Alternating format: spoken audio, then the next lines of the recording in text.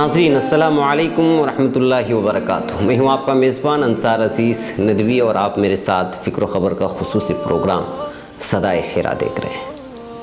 नाज़रीन, ये सदाए हिरा की छठी किस्त है। इससे पहले के प्रोग्राम में आपने देखा और सुना था कि छठी सदी ईस्वी में हिंदुस्तान का और हिंदू मत का क्या हाल था। जिसने नहीं सुना वो ज़रूर हमारे यूट्यूब के फ़िक्र ख़बर टीवी चैनल में इन किस्तवार एपिसोड को देखें और अपने मालूमात में इजाफ़ा कर लें। नाज़रीन, अब आइए हम देखते हैं कि बुद्धमत अक़ीदे या मज़हब की क्या नौइयत रह गई थी। तारीख़ की किताबों को खंगाला जाए और उसका मुताला किया जाए तो ये बुद्ध मज़हब हज़रत मसीह अलैहिस्सलाम से 6 सदी क़ब्ल ज़ुहूर में आया था, यानी उसने अपनी जड़ें फैलाना शुरू की थी। राजा अशोक के दौर तक इस मज़हब का ज़ोर रहा और हर तरफ इसका बोलबाला हुआ। बुद्धिज़्म की बात करें तो महसूस होता है कि इस मज़हब का बानी वहदानियत की दावत दिया था, मगर बाद में जाकर इसमें भी शिरकी अक़ाइद शुरू हो गए और फिर बुत परस्ती ने यहाँ भी जन्म ले लिया, जिसने रूहानियत के हुसूल के लिए जंगलात और सहरा में जाकर तन्हा ज़िंदगी गुजारने की ठानी। उसके पैरोकारों ने उसी को खुदा मान लिया। बुद्ध मज़हब हिंदुस्तान और वस्त एशिया में फैला हुआ था और उसके पैरोकार भी यहाँ ज़्यादा थे।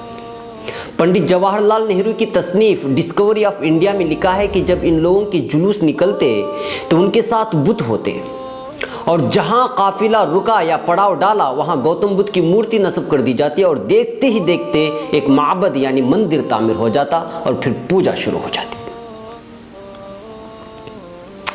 नाज़रीन, मैं आप लोगों के सामने जिन अदियान या मज़ाहिब की मुख्तसर तारीख़ रख रहा हूँ वो सिर्फ़ एक निचोड़ है।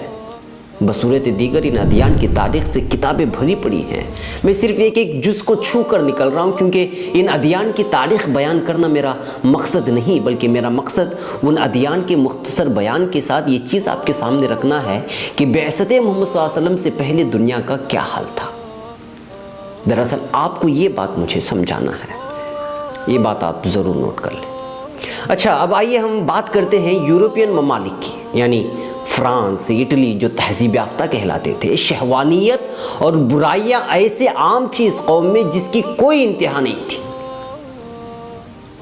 ईसाईयत कबूल करने से पहले यहाँ के अक़वाम की तबाही और बुराइयों का अंदाज़ा लगाना मुश्किल है। ईसाईयत कबूल करने के बाद थोड़ा बहुत फ़र्क आया, मगर गुज़रते अयाम के साथ इस मज़हब में कोई ठोस लाही अमल न होने की वजह से आवाम फिर बुराइयों की जानिब लपकने लगे।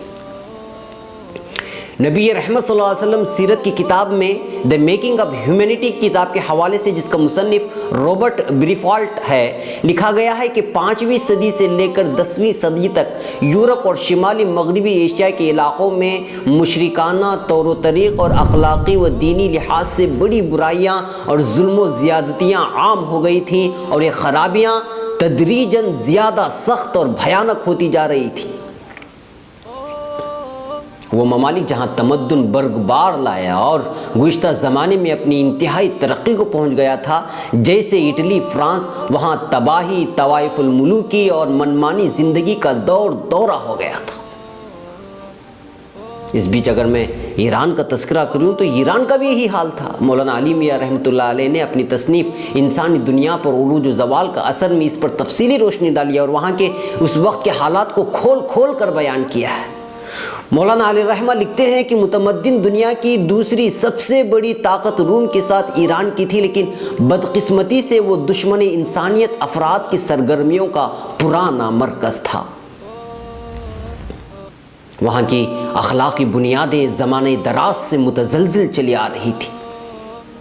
जिन रिश्तों से इज़्दिवाजी ताल्लुकात दुनिया के मुतमद्दिन इलाक़ों के बाशिंदे हमेशा उजाड़ों और गैरकानूनी समझते रहे हैं और फितरी तौर पर उससे नफ़रत करते रहे हैं, लेकिन ईरानियों को उनकी हरकत व कराहियत तस्लीम नहीं थी और बिला तकल्लुफ़ वो इन रिश्तों से गलत तरीक़े से इज़्दिवाजी ताल्लुकात कायम कर लेते थे।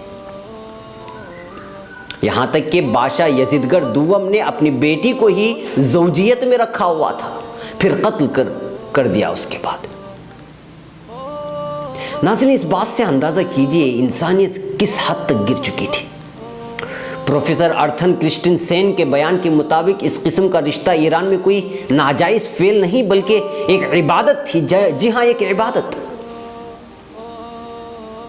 ناظرین، قومیں اور قوموں کی عادتیں بادشاہوں اور کچھ سر پھرے لوگوں کے عادات کے ساتھ اور ان کے آواز کے ساتھ بدل رہی تھی۔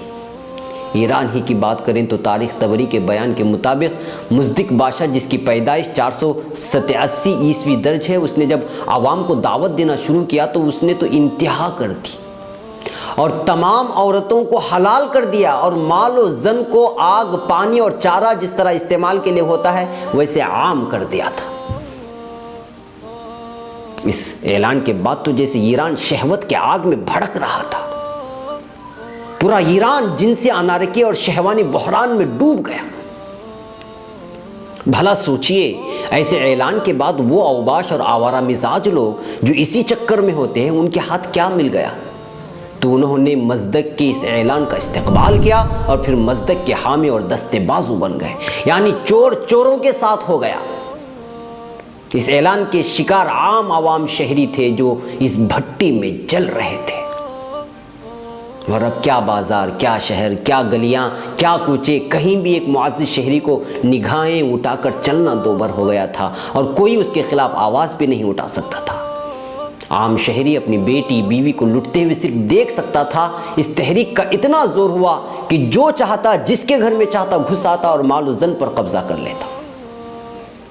یہ اس وقت کی انتہا ہو گئی تھی۔ ناظرین، میں اس ہفتے یہیں رکتا ہوں، اگلے ہفتے شروع ہوگی اصل کہانی۔ جی ہاں، اصل کہانی شروع ہوگی۔ آپ فکر و خبر کے ساتھ جڑے رہیں۔ السلام علیکم ورحمۃ اللہ وبرکاتہ۔